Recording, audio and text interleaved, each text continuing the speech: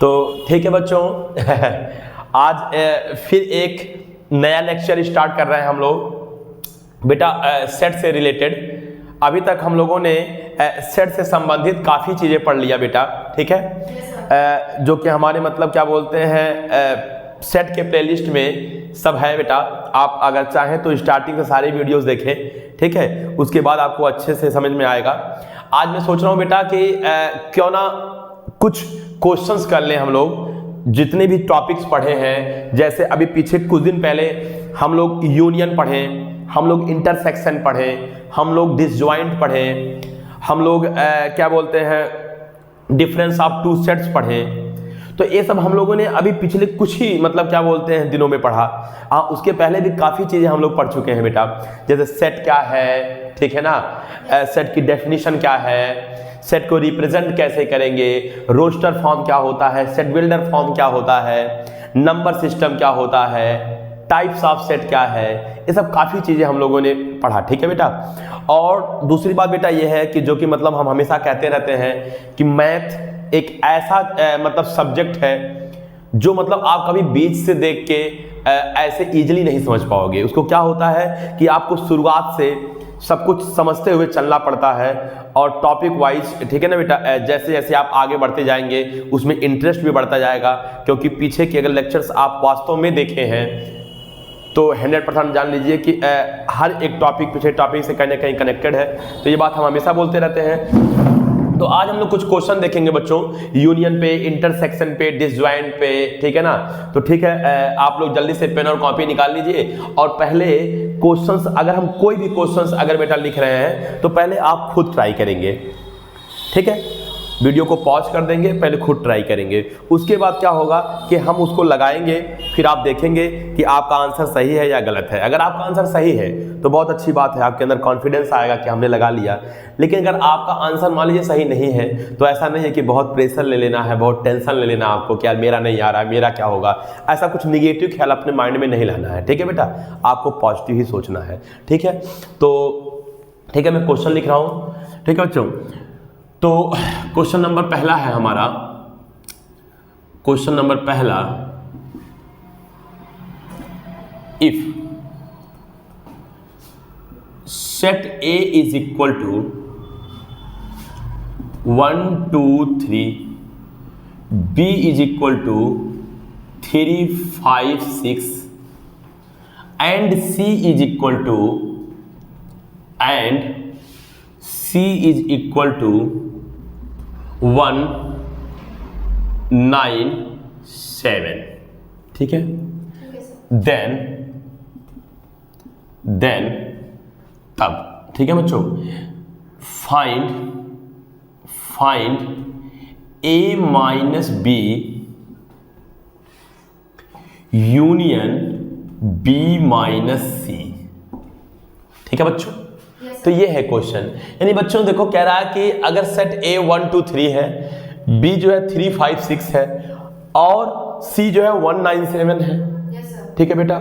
तो हमको बताना है कि A minus B union B minus C कितना होगा। तो पहले आप खुद से ट्राई करो कुछ देर तक, वीडियो को पॉज करके, उसके बाद फिर मैं जैसे लगा रहा हूँ उसको देखिएगा, ठीक है बेटा। तो ठीक है, आप वीडियो पॉज करके ट्राई करो, तब तक मैं लगा रहा हूँ, ठीक है बेटा। चलो ठीक है, देखो बच्चों मैं सॉल्व कर रहा हूँ, ध्यान दो।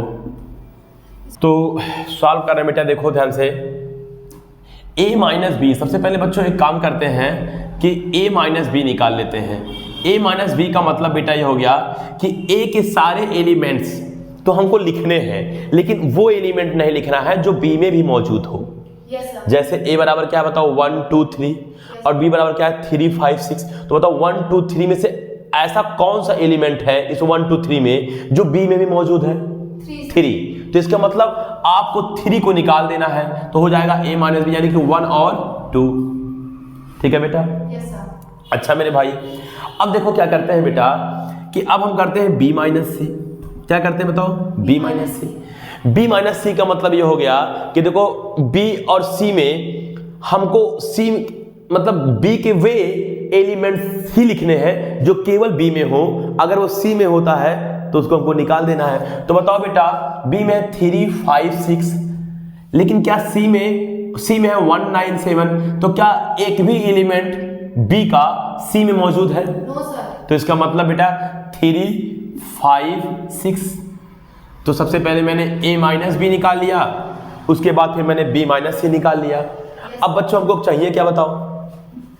a minus B union b minus C, हाँ ना बोलो बेटा? Yes sir. बेटा यूनियन का मतलब मैं बताया था कि जितने भी सेट का आपको यूनियन लेना है उन सेटों का संघ लेना है, ठीक है?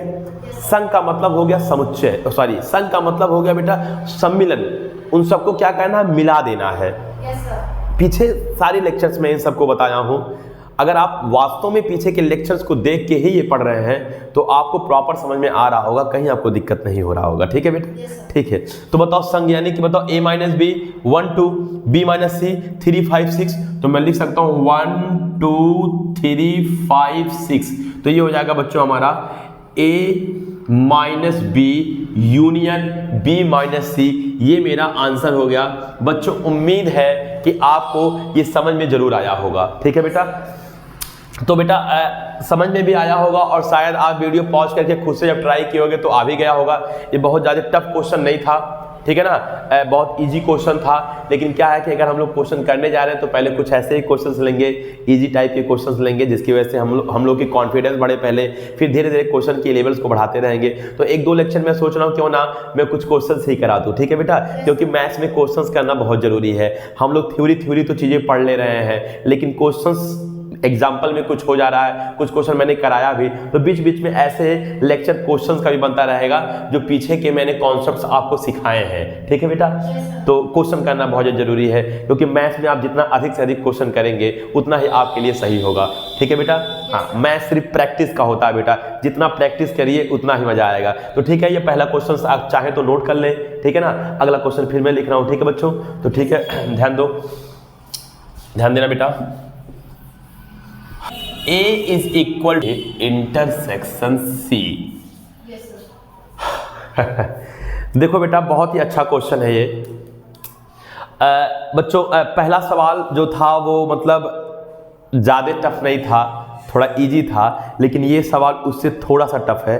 क्योंकि बच्चों सेट के क्वेश्चन में अगर सवाल रोस्टर फॉर्म में दे देता है तो बहुत इजी हो जाता है, लेकिन अगर सेट बिल्डर फॉर्म में दे देता है तो थोड़ा सा टफ लगने लगता है, क्योंकि वो लैंग्वेज हमको समझना होता है, वो प्रॉपर्टी हमको समझना होता है, फिर जाके हम क्वेश्चन लगाते हैं। बात समझ आ रहा है कि नहीं आ रहा है? ठीक है, ध्यान दीजिए, ठीक है बेटा? तो पहले आप क्वेश्चन को खुद से पढ़ लो। देखो कह रहा है कि a is equal to x such that x belongs to i plus. इसका मतलब x एक पॉजिटिव इंटीजर है एंड x लेस देन 8 और x 8 से छोटा है and x is multiple of 3 and 5 और जो x है वह 3 और 5 का मल्टीपल है, यानी कि 3 और 5 का गुणज है।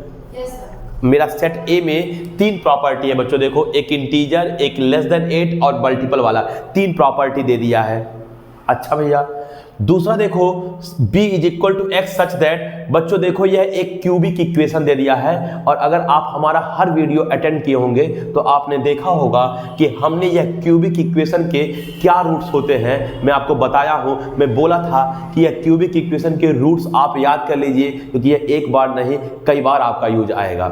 ये यही बार नहीं बेटा, बहुत से चैप्टर्स में इसका यूज आएगा। यह एक बहुत ही स्पेशल टाइप का क्यूबिक इक्वेशन है, ठीक है? अगर आप पीछे वीडियो हमारा देखे होंगे तो। ठीक है बच्चों, तीसरा देखो c is equal to x such that x belongs to e plus. e मतलब बेटा हो गया इवन नंबर, प्लस माने पॉजिटिव, यानी positive even number and x less than 7, लेकिन जो x है वो 7 से छोटा है। देन प्रूव दैट, तो कह रहा है कि प्रूफ कीजिए कि a intersection b union c is equal to a intersection b union a intersection c। बेटा एक बात बताऊं, अगर आप ये चीज देखो जो हमको प्रूव करना है, तो मैं आपको ये पहले भी बता चुका हूं कि ये बिल्कुल सत्य है, ये असत्य है नहीं है। क्योंकि बेटा मैं आप लोगों को एक डिस्ट्रीब्यूटिव लॉ पढ़ाया था, वही देखो ये डिस्ट्रीब्यूटिव लॉ है।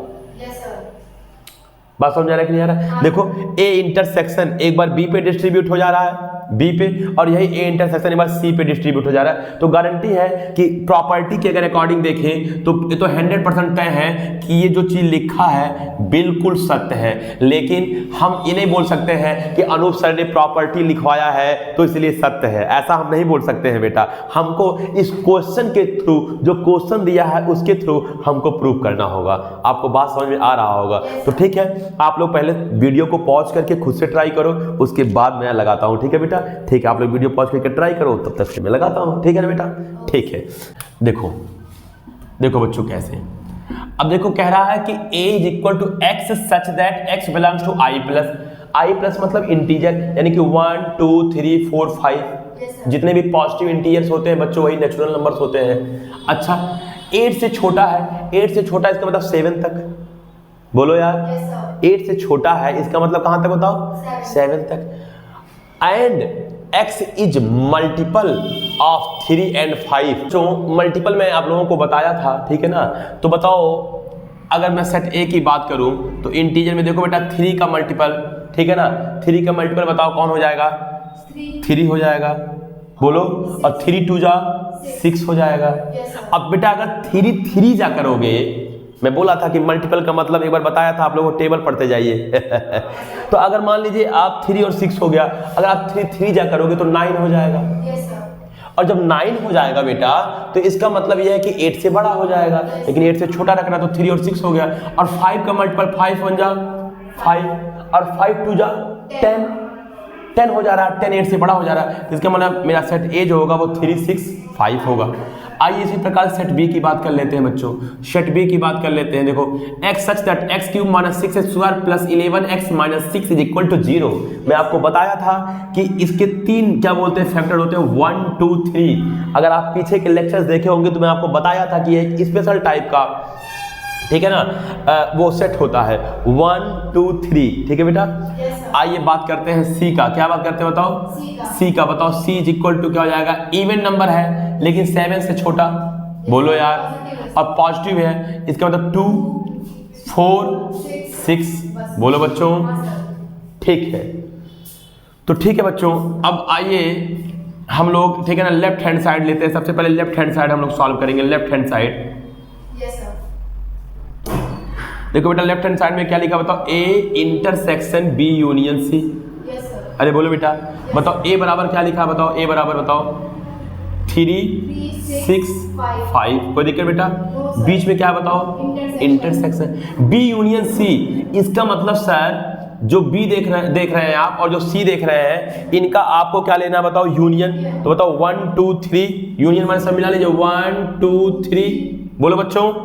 और बताओ सी को भी मिलाना 2 4 6। तो जब 2 4 6 लिखोगे, 2 ऑलरेडी लिखा है तो इसका मतलब 4 और 6, बोलो बेटा।